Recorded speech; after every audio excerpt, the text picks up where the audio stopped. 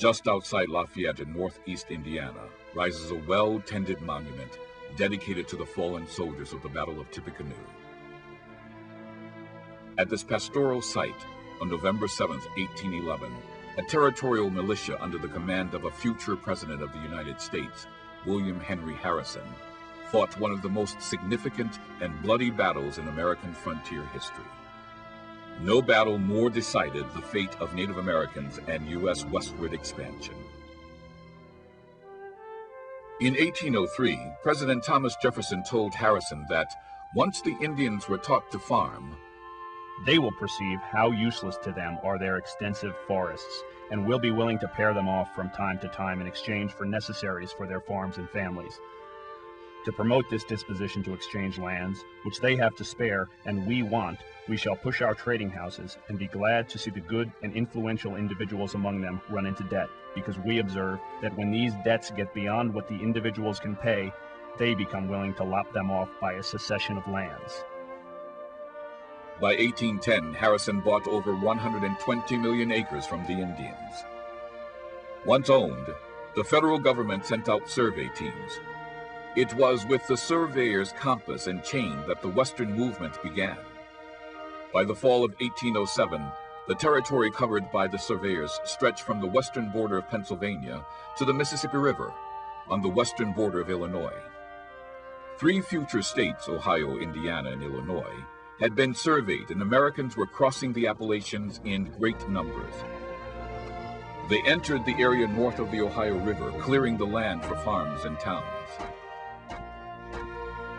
The families who settled here shared the American vision that would become known 40 years later as Manifest Destiny, and which produced an ever-increasing flow of pioneers, pushing the frontier and Indians ever westward.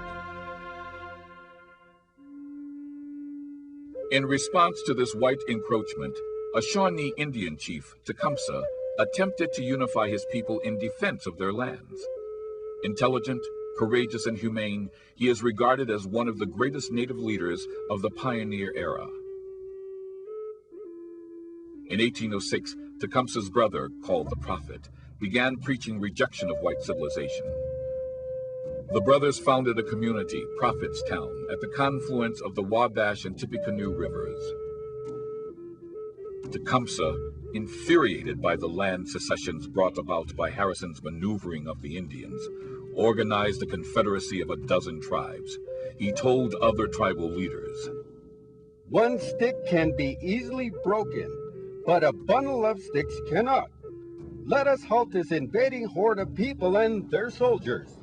Let us reclaim the land and the way of our ancestors." He advanced the position that land was the common property of all the tribes. "Sell our lands," he asked. "Why not sell the air, the clouds, and the great sea?"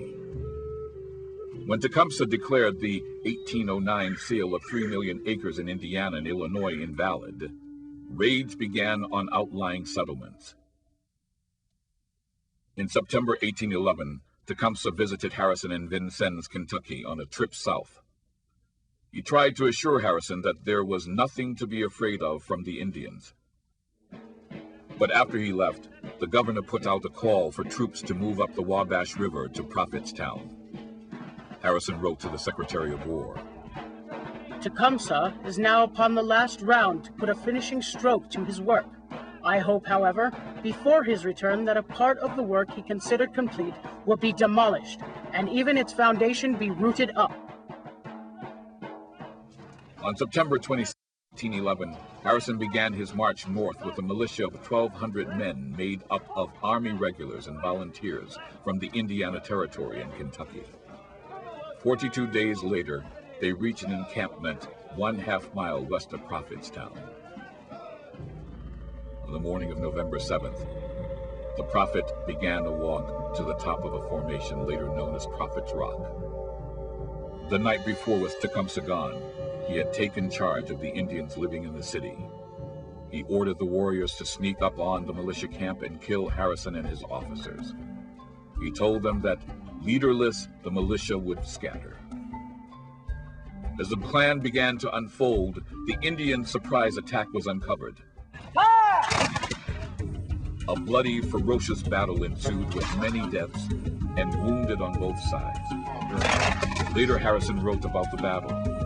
The bark was flying from the trees. The Indians had the best powder and bullets, as well as bow and arrow. At the southern end of the battlefield, the Indian took his last stand. Harrison and his officers were not killed, and the troops did not disperse as the prophet had foretold.